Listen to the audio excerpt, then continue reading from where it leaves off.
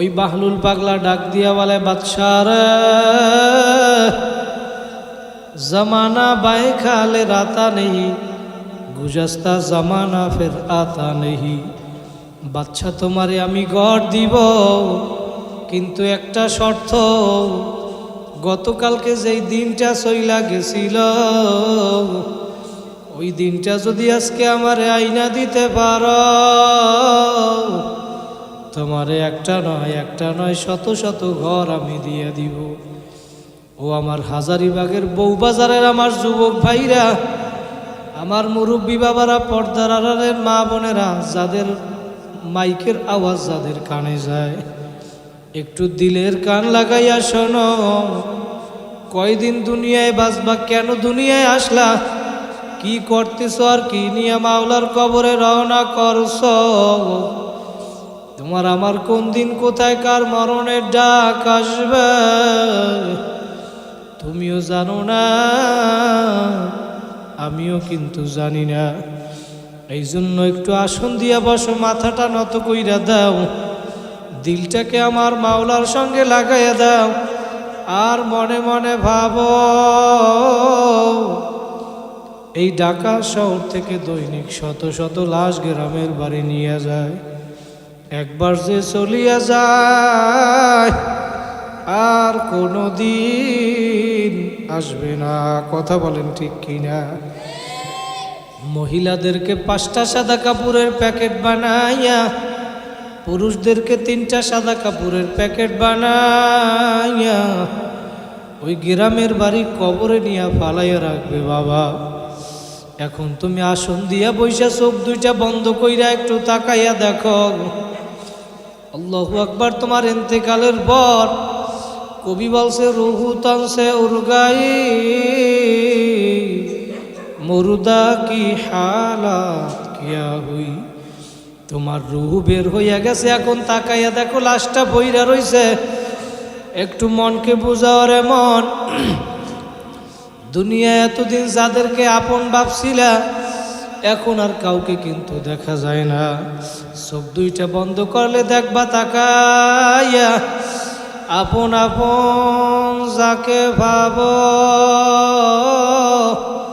কেউ তো তোমার আপন না। এক আপন হইল দয়ার নবী, আর এক আপন জোরে বলেন কে? আরো জোরে বলেন কে? আমার মাওলায় ডাক দিয়া বলে, বান্দা বান্দিরা,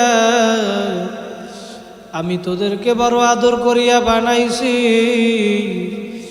আমি মাওলার ছেলেও নাই, মেয়েও নাই, লামি আলি দোয়ালামি উলাত, আমি কাউকে জন্ম দেই নাই, কারোর থেকে আমি জন্ম নেইও নাই। আমি মাওলা এটা পছন্দ করি না, তোরা আমি মাওলারে ডাকবি। বান্দা বান্দি, আমি তোদেরকে বড় আদর করিয়া বানাইছি,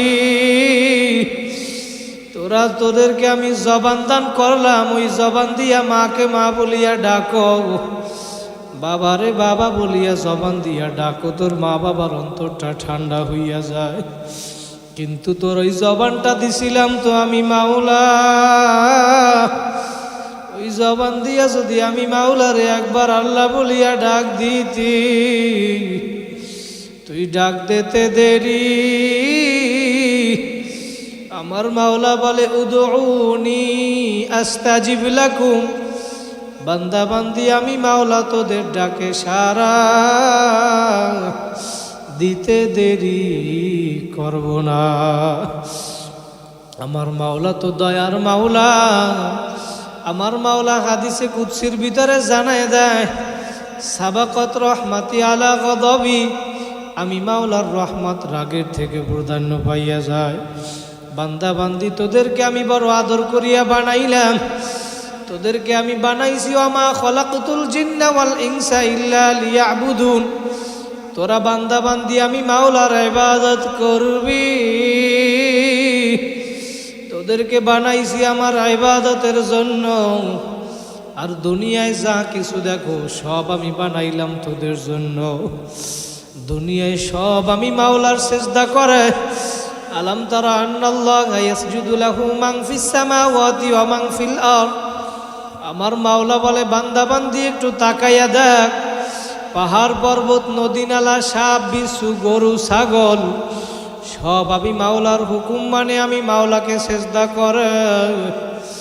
আর তোরা 3.5 হাত মানুষ এত বুদ্ধিমান হইয়া গেলি, তোরা আমি মাওলার নেয়ামত ভোগ করি আমি মাওলার হুকুম মানবি না। দুনিয়ায় আমার দেওয়া নেয়ামত তোরা ভোগ কর, কিন্তু সমস্যা নাই। তোরা আমার নেয়ামত ভোগ করো, আমার দেওয়া নেয়ামত চক্ষু দিয়া দেখো, আমার দেওয়া নেয়ামত হাত দিয়া কাজ করো, আমার দেওয়া নেয়ামত পা দিয়া কাজ করো। ধানের ভিতর থেকে চাউল বের করিয়া পাক করিয়া খাও, নেয়ামত আমার মাওলার। গাছের থেকে ফল পারিয়া খাও, নেয়ামত আমার মাওলার। মাছ পানির ভিতর থেকে মাছ ধরিয়া খাও, নেয়ামত আমার মাওলার। গাভীর বান্ধের থেকে দুধ দোয়াইয়া পান করো, নেয়ামত আমার মাওলার। আমার মাওলা বলে বান্দা বান্দি আমি তাকাইয়া দেখি, তোরা আমার নেয়ামত ভোগ কর, কোনো সমস্যা নাই, কিন্তু তোরা আমার ইবাদত কর। কিন্তু তোরা না না আমি মাওলা নেয়ামত ভোগ করি আমি মাওলার হুকুম মানো নাই। আমার পক্ষ থেকে ফজরের সময় মুয়াজ্জিন ডাক দিছে, আসসালাতু খায়রুম মিনান নাওম। বান্দা বান্দি ঘুমের যে নামাজ ভালো। মুয়াজ্জিন ডাকছে, আজান কানে গেছে, তারপরেও ল্যাপ কম্বল গায়ে দিয়া ঘুমাইছো। আজান কানে যাওয়ার পরেও মসজিদে আসো নাই। আমি মাওলা তো দয়ার মাওলা, তোরে ফজরের সময় ডাকলাম মসজিদে পাই নাই। আমি মাওলা রাগ করিয়া তোর খানাও বন্ধ করি নাই, পানিও বন্ধ করি নাই, বাতাসও বন্ধ করি নাই। আমি মাওলা অপেক্ষা আছি। বান্দা বান্দি জোহরের সময় আবার ডাকলাম, আয় আয় আয়। তোরে আমি জোহরেও পাই নাই, আসরে ডাকলাম, মাগরিবে ডাকলাম, এশায় ডাকলাম, ওই টঙ্গীর ময়দানে ইস্তেমার ময়দানে ডাকলাম, সরমনার ময়দানে ডাকলাম, তোরে আমি তাবলিকের ময়দানে ডাকছি, রমজানের সাহারিতে ডাকলাম। বান্দা বান্দি তাহাজ্জুদে তোরে আমি ডাকলাম, আয় আয় আয়। আমি মাওলা লা তাখুযুহু সিনাতু ওয়ালা নাওম, আমি ঘুমাই না জিমানিও নাই আমার। তোরা আমি মাওলারে ডাকতে দেরি। এই রাত্রবেলা 3টার সময় এই হাজারীবাগের বউবাজারের সমস্ত মানুষগুলা ঘুমায়। তুমি 3টার সময় উঠা উজু বানাইয়া যাই নামাজটা হাতে লইয়া যদি আমার মাওলার সামনে দাঁড়াইতে পারো, তুমি নামাজে দাঁড়াইয়া 2 ফোঁটা চোখের পানি ফালাইতে দেরি, আমার মাওলা তোমারে কবুল করতে দেরি করবে না। ও আমার হাজারীবাগের ঢাকার হাজারীবাগের ভাইরা, আমার মুরব্বী বাবারা, পর্দার আড়ালের মা বোনেরা, ও ধনী ও গরিব, ও ব্যবসায়ী আমার ভাইরা, একটু দিলের কান লাগাইয়া শোনো বাবা, কখন তোমার আমার মরণ হবে কেউ জানে না। ওই সন্তানের জন্য, যেই পরিবারের জন্য এই বউবাজারে দোকানদারি করছো, ব্যবসা করছো, কাঁচামালের ব্যবসা করছো, অটো চালাইছো, ভ্যান চালাইছো, রিক্সা চালাইছো, মাথার গাম পায়ে ফালাইয়া পরিবারের জন্য সম্পদ গুছাইছো, দালান বানাইছো, ঘর বানাইছো, তোমার মৃত্যুর পরে এখন তাকাইয়া দেখো ওই ঘরের ভিতরেও কিন্তু তোমার জায়গা দিবে না। তোমার ওই লাশটা নিয়ে বাড়ির সামনে উঠানের ভিতরে ফালাইয়া রাখবে। তোমার সন্তানরা আইসা তোমারে ডাকবে, বাবা কই জব তো আর দিবা না। আমার ভাইরা, আমার মাওলার হুকুম মাইনা, নবীর সুন্নাত তরিকা মাইনা তারপর কবরে যাওয়া লাগবে, কথা বলেন ঠিক কিনা? আমার মাওলার হুকুম মাইনা নামাজ পইরা নবীর সুন্নাত তরিকায় চইলা কারা কারা কবরে যাইতে চান, আর একবার 2টা হাত জাগাইয়া জোরে আল্লাহ বলিয়া ডাক দেন, আরো জোরে ডাক দেন আল্লাহ। আমার মাওলা দেখুক এই ময়দানে বান্দাগুলা বইসা রইছে, দুনিয়ার কোনো উদ্দেশ্য নাই নাই নাই। ও আমার বাবারা, আমার মা বোনেরা, একটু দিলের কান লাগাইয়া শোনো। দৈনিক শত শত লাশ পত্রিকায় দেখা যায়, রোড অ্যাক্সিডেন্টে, বাইক অ্যাক্সিডেন্টে, গাড়ি অ্যাক্সিডেন্টে, লঞ্চ ডুবিয়া মারা যায়। তোমার আমার কোন দিন কোথায় মরণ আসবে, কোন দিন কোথায় মরিয়া পড়িয়া থাকবা কেউ জানে না। এই জন্য মনকে বুঝাও রে মন, আজকেই মাহফিল জীবনের শেষ মাহফিল মনে করিয়া এই ময়দানে এখন তাহাজ্জুদের সময় চইলে আসছে। আমার মাওলা প্রথম আসমানে চইলে আসছে। আমার মাওলা কেমন জানি ডাক দিয়া বলে, বান্দা বান্দি, আমি সারাদিন তোদেরকে ডাকলাম, তোদেরকে আমি পাই নাই। আমি মাওলা তো দয়ার মাওলা, তোদেরকে আমি কত ভালোবাসি। আমি মাওলা এই জন্য নিজেই এখন প্রথম আসমানে চইলে আসি তোদেরকে ডাকার জন্য। আমার মাওলা প্রথম আসমানে আইসে এখন ডাকে, হাজারিবাগেরও আমার বান্দা বান্দিরা, তোদের কার কি প্রয়োজন, আমি মাওলার কাছে আয় আয় আয়। আমি মাওলায় অপেক্ষা আছি, বান্দা বান্দি তোরা কখন আমারে ডাকবি। তোরা আমি মাওলারে ডাকতে দেরি, আমি মাওলা তোদের ডাকে কবুল করতে দেরি করব না। ও আমার বাইরা 2 ফোঁটা চোখের পানি ফালাও, আজকেই তাহাজ্জুদের সময় যদি 2 ফোঁটা চোখের পানি ফালাইয়া আমার মাওলাকে ডাকার মতো ডাকতে পারো। আল্লাহু আকবার। ইয়াবাম উরা ইয়ানা ইয়াবাম জুস্তে জুই মিকুনাম হাসিল আয়াত ইয়ানা আয়াত আর জুয়ে মিকুনাম। বান্দা বান্দি আমার মাওলারে ডাকার মতো ডাকতে থাকো। দুনিয়ার মানুষ আসামিরে খোঁজ করে শাস্তি দেওয়ার জন্য, আসামিকে খোঁজে শাস্তি দেওয়ার জন্য দুনিয়ার মানুষ। আর আমার মাওলা আসামিকে খুঁজে মাফ করার জন্য। দুনিয়ার মানুষ আসামিকে শাস্তি দিয়া মজা পায়, আর আমার মাওলা শাস্তি না দিয়া আমার মাওলা মাফ কইরা দিতে মজা পায়। জোরে বলেন সুবহানাল্লাহ। আমার মাওলায় অপেক্ষা আছে দিনের অপরাধীকে ক্ষমা করার জন্য। রাত্রবেলা আমার মাওলার কুদরতি ক্ষমার হাত প্রসারিত কইরা দেয়। দিনের অপরাধীকে ক্ষমা করার জন্য রাত্রে ক্ষমার হাত প্রসারিত করে আমার মাওলা। রাতের অপরাধীকে ক্ষমা করার জন্য দিনের বেলা তার ক্ষমার হাত প্রসারিত করে। ও আমার ঢাকার হাজারিবাগের আমার যুবক ভাইরা, আমার মুরব্বী বাবারা, পর্দার আড়ালের মা বোনেরা, একটু দিলের কান লাগাইয়া শোনো। আসন দিয়া বসো, 2 ফোঁটা চোখের পানি ফালাও। আমার মাওলার দিল সাথে দিলটা লাগাইয়া দাও। আর মনে মনে ভাবো, কোন দুনিয়ার পাগল হইছো, কোন দলের পাগল হইছো, কোন নেতা নেত্রীর পাগল হইছো, কার জন্য জীবন দাও।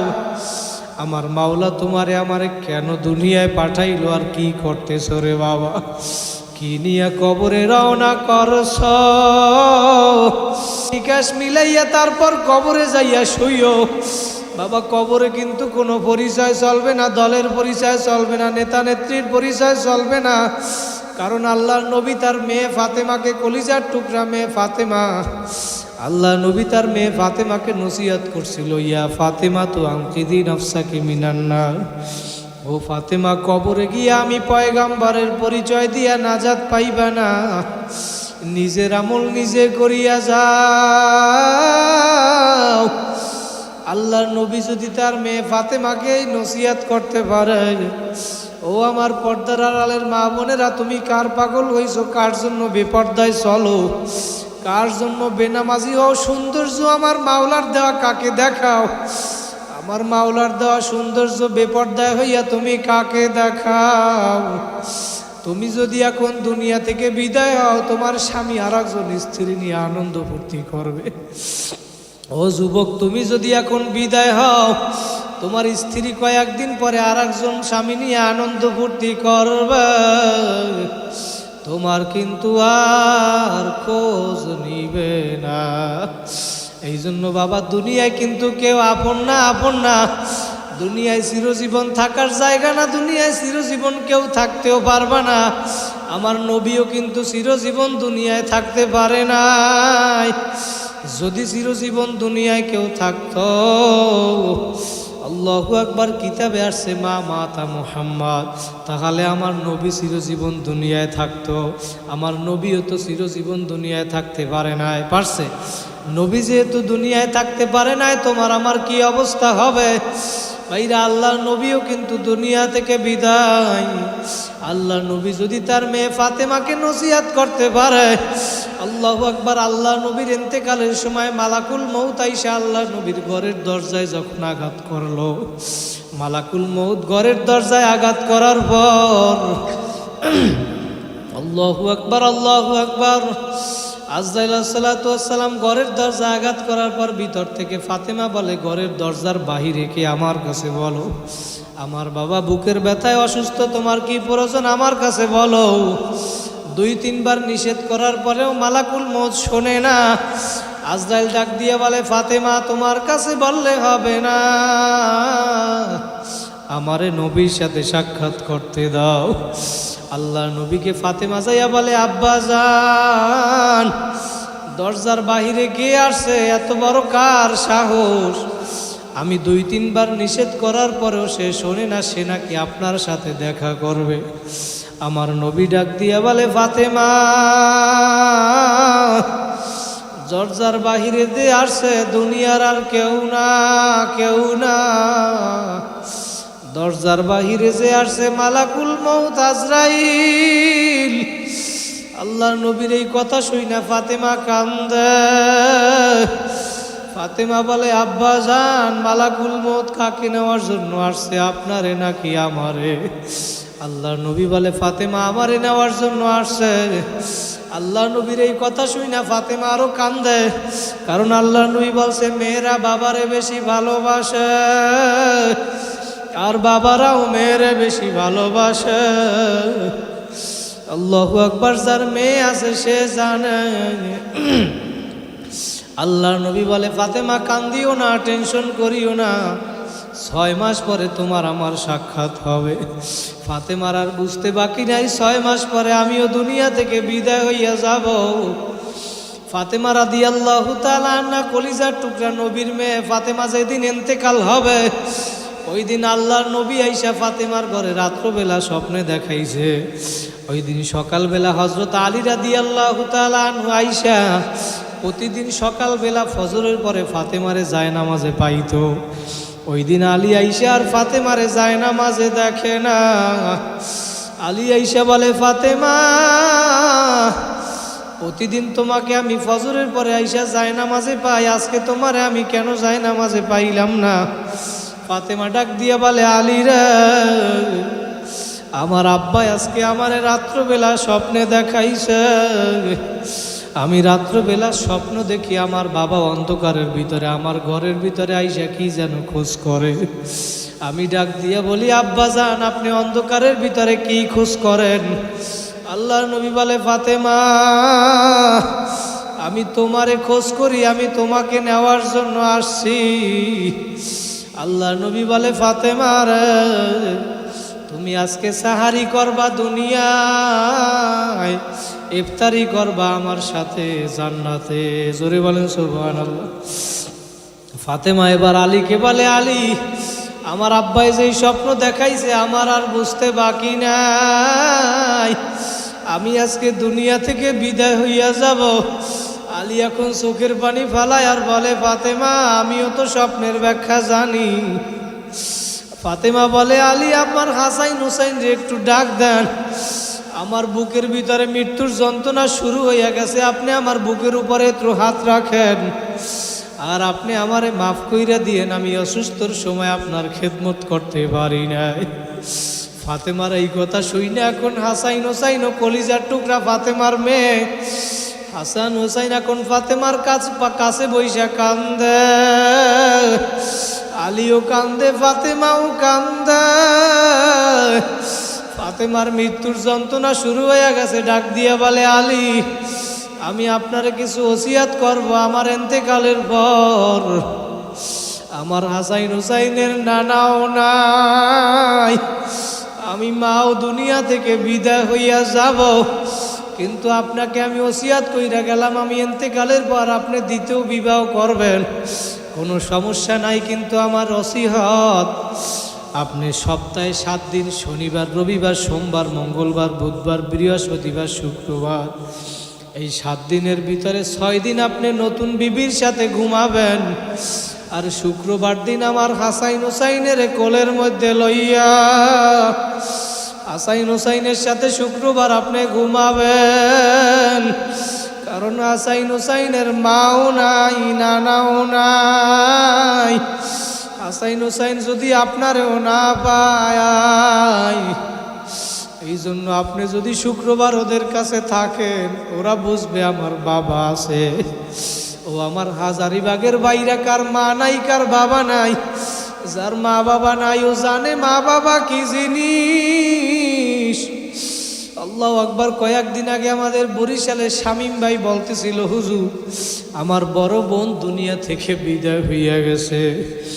বলে আমার বড় বোন একটা ছোট বাচ্চা রাইখা গেছে, ওই বাচ্চাটা রাত্রবেলা ওর খালাম্মার কাছে ঘুমায়, কিন্তু রাত্রবেলা ঘুমের ভিতরে চিল্লাইয়া মা মা কইরা ডাক দেয়, আর বলে খালাম্মা আমার মায়ে কই, আমার আম্মা কোথায়। যার মা বাবা নাই সে জানে মা বাবা কি জিনিস। আল্লাহু আকবার। যেই মা বাবার উসিলায় দুনিয়ায় আসছো সন্তান, তোমার মা বাবা কবরে বইসা তোমার দিকে তাকাইয়া রইছে, কার পাগল হইছো, কার জন্য জীবন দাও, কার জন্য গুনাহ করো রে বাবা। শামীম ভাই বলতেছে, হুজুর ও তো ছোট মানুষ, বোঝে না, ওরে একটা আমি নতুন জামা কিনিয়া দিলাম, ও এখন জামাটা পাইয়া আনন্দে বলতে আছে, মামা আমি এই জামাটা গায়ে দিয়া প্রথমে আমার মাকে আমি দেখাবো। শামীম ভাই আমারে বলে, হুজুর ওর জামাটা ওরে গায়ে দেওয়াই আর মার কবরের পাশে ওরে নিয়ে গেলাম, নতুন জামাটা গায়ে দিয়া কোন ওর মায়ের কবরের পাশে ঘরে, মায়ের কবরের পাশে ঘরে আর ডাক দিয়া বলে, মা তাকাইয়া দেখো আমি নতুন জামা গায়ে দিছি, তুমি একটু তাকাইয়া দেখো। শামীম ভাই বলতে আছে, হুজুর ওর কান্না দেখে আমারও তো বোন, আমারও চোখে পানি চইলা আসছে। আল্লাহু আকবার। ভাইরা যার মা বাবা নাই সে জানে মা বাবা কি জিনিস। ও ভাইরা দুই ফোঁটা চোখের পানি ফালা, ভাইরা আজকের এই ময়দানে যদি দুই ফোঁটা চোখের পানি ফালাই আমার মাওলারে ডাকতে পারো, তুমি জীবনে যত গুনাহ করছো আমার মাওলার দরবার কিন্তু নৈরাশ হওয়ার দরবার না। আমার মাওলা তো দয়ার মাওলা, আমার মাওলা চায় বান্দা বান্দি তুই গুনাহ নিয়ে আমার কাছে আসবি, আমার মাওলা এটা চায় না। আমার মাওলায় চায় তুমি তওবা করিয়া গুনাহ ছাড়া নেকি নিয়ে আমার মাওলার কাছে যাবা। এই জন্য আমার মাওলা তোমার আমার জন্য রমজান মাস দান করলো। 11 মাস যত তুমি আমল নামায় গুনাহ গুনাহ গুনাহ, 11 মাস যত গুনাহ করছো, আমার মাওলা ডাক দিয়ে বলে, বান্দা বান্দি রে সামনে রমজান মাস আসছে, এই রমজান মাসে যদি রোজা রাখতে পারো, নামাজ পড়তে পারো, তুই 11 মাসে যত গুনাহ করছো রমজান মাসে তুই ইবাদত করতে দেরি, আমি মাওলা তোর পিছনের গুনাহ খাতাগুলি মাফ করতে দেরি করব না। জোরে বলেন সুবহানাল্লাহ।